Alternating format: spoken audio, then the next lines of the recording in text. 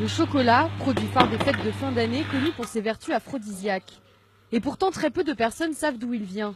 68% du cacao utilisé par les grandes marques Nestlé, Hershey ou encore Godiva est produit sur le continent africain. Un tiers est récolté dans des plantations familiales comme ici en Ouganda en Afrique de l'Est, une région qui exporte beaucoup moins que les grands producteurs comme la Côte d'Ivoire. Stéphane Sembouya, entrepreneur ougandais, et son ami d'enfance Félix Okouye ont décidé d'inverser la tendance. Après avoir hérité de la plantation familiale, Stéphane a créé son entreprise Pink Food Industry.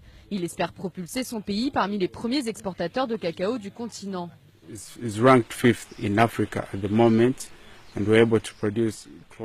Aujourd'hui, nous sommes à la 5e place. Nous produisons 20 000 tonnes par an.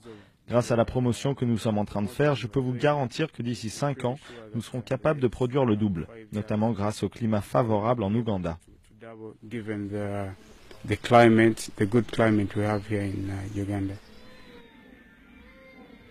Mais l'exportation de fèves de cacao n'est pas le seul but. Stéphane et Félix ont décidé de transformer eux-mêmes leurs fèves en chocolat, cacao en poudre ou encore en beurre. Pour Charles Ossissi, qui soutient les jeunes entrepreneurs dans le pays, 80% de la valeur du cacao part avec l'exportation.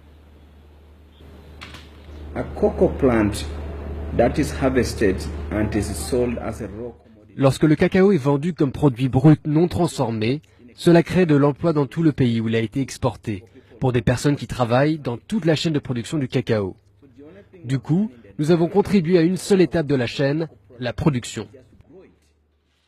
La culture de cacao existe dans le pays depuis plus de 100 ans, mais elle a atteint des sommets dans les années 60.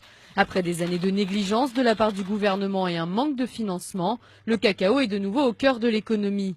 Certains experts disent même que c'est plus rentable que le café.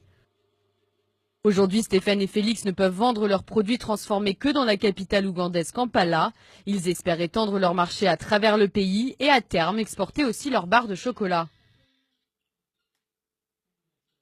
La production a un coût. Et si vous n'êtes pas patient, c'est fatigant et vous pouvez vite abandonner. Mais nous avons un rêve, nous voyons une niche. On importe environ 15-20 millions de dollars de chocolat, de produits dérivés du cacao. Donc en tant que tel, il y a de l'argent à se faire. Donc c'est ça notre volonté, que nous tirions tous un profit de ce produit.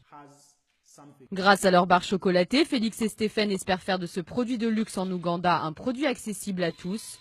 Une barre de chocolat made in Ouganda coûte 1,80 $ contre presque 6 $ pour du chocolat importé d'Europe.